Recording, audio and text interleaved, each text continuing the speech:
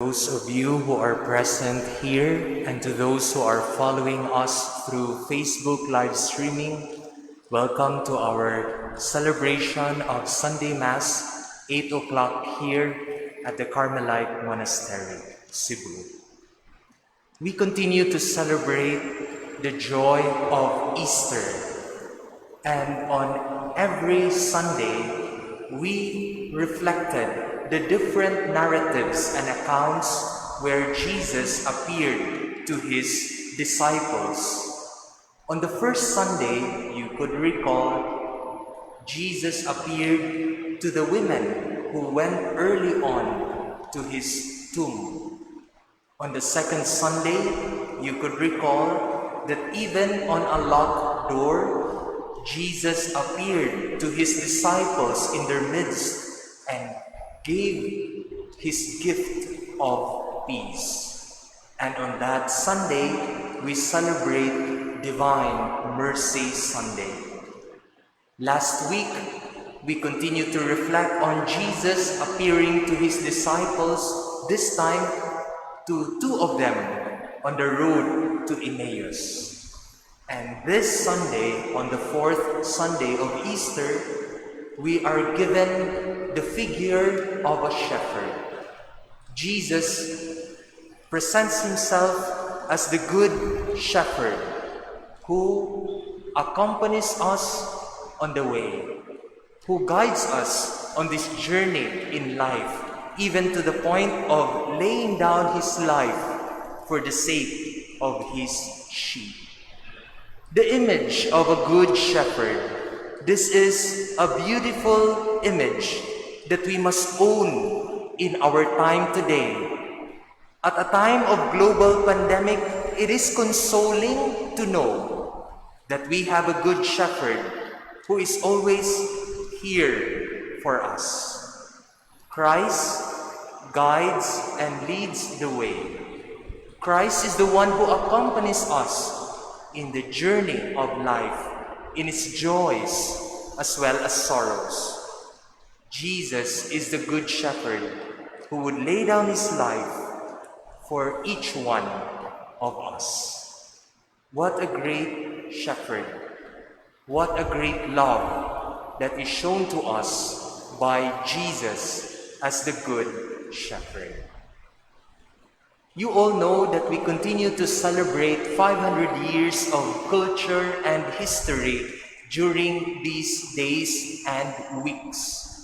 Last April 14, we celebrated and we commemorated 500 years of the first baptism here in our land.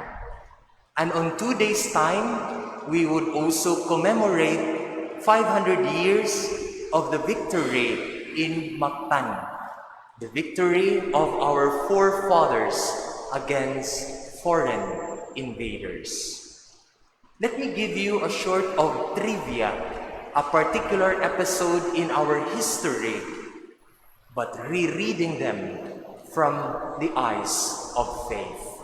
Particularly on the second expedition of 1565 at the time of Legazpi. History would tell us that there were 5 priests who accompanied Legazpi on that expedition. 2 of them, after quite some time here in Cebu and in the Philippine Islands, they returned to Spain in order to report the events that happened here. Andres de Urdaneta and another priest. 2 other priests went with Legazpi in order to go north in Panay and eventually in Luzon. And there is only 1 priest who was left here in Cebu, Martin de Rada, with 5 soldiers in order to continue the work of evangelization in these islands. When we come to think of it, Martin de Rada, the only one left here, it was an audacious move. It was a bold move. Kay lagi, Perhaps it was still fresh in their memories what happened in 1521. Katong mga bata.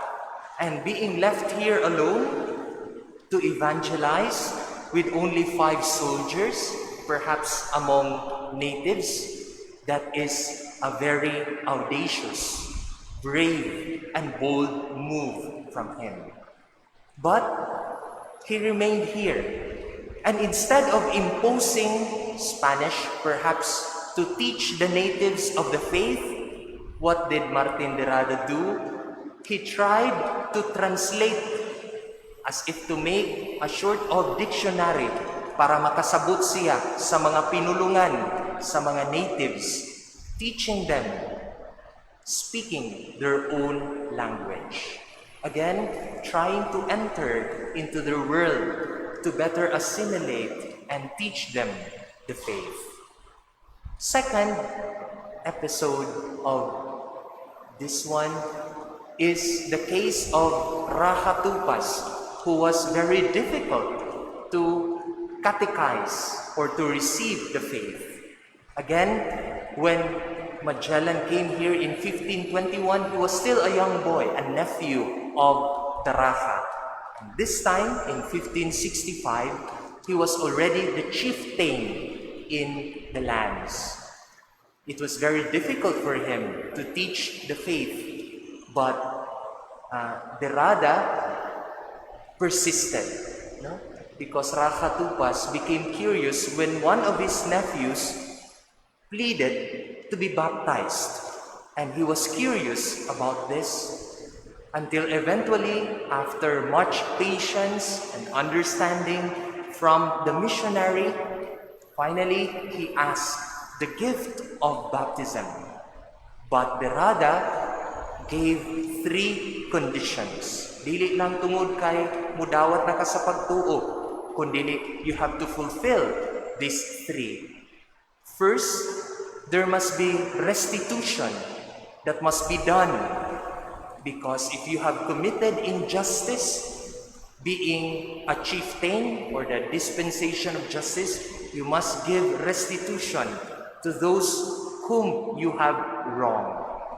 Second, you must give up slavery, kay dili ni siya ug sumpaki ni siya sa pagtuo nga imong pagadawaton.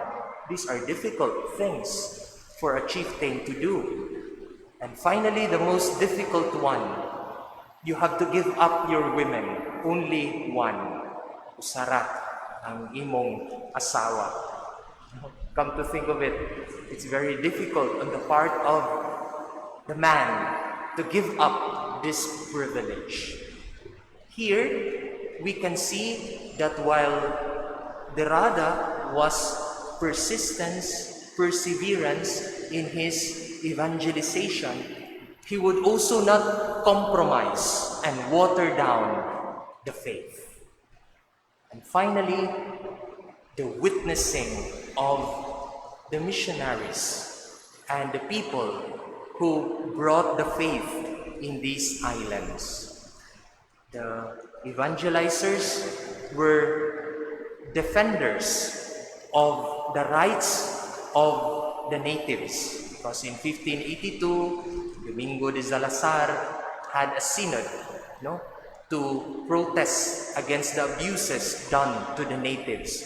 Here, the natives can already see these men, they are protecting us.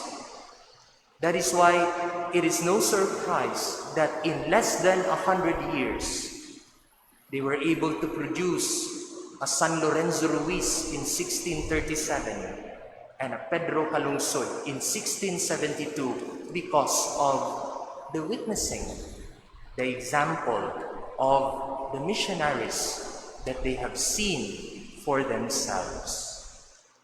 Reading this part of history, it fits well in our Sunday's Gospel, where Jesus speaks about the Good Shepherd.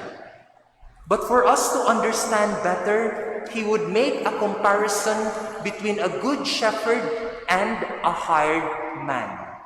Usa ka magbalantay, i-compared sa usa ka sinuhulan. A shepherd has this sense of owning in the sense that he thinks and acts only for the good of those entrusted to his care, the sheep. A hired man, on the other hand, is the exact opposite. In the face of danger, on the first instance of difficulty, he would run away. He would abandon and he would leave behind. Why? Jesus tells us in today's gospel, because he is only after for the money. Nag-apas ra siya sa kwarta o sa suhol. And he has no concern for those entrusted to his care. On the fourth Sunday of Easter, yes, we are reminded of this beautiful truth that Christ is our good shepherd. But equally important, we are challenged with the question, am I a good shepherd? Or am I a hired man to those entrusted to me? But if a shepherd, what kind of shepherd are we today? Unsa man ka klase nga magbalantay ikaw sa atong panahon karon? As priests, are we shepherd to you or have we become mercenaries? You parents, are you shepherds or have you become tyrants to your children? Or it can also be the opposite. You can be puppets to your children. Kaya bisag unsay pangayoon, hatag just to please the children. Those wielding authority over others in workplaces, in the company or in the community, have you become a dictator or a shepherd to people under your care? As a person, what kind of shepherd am I or have become?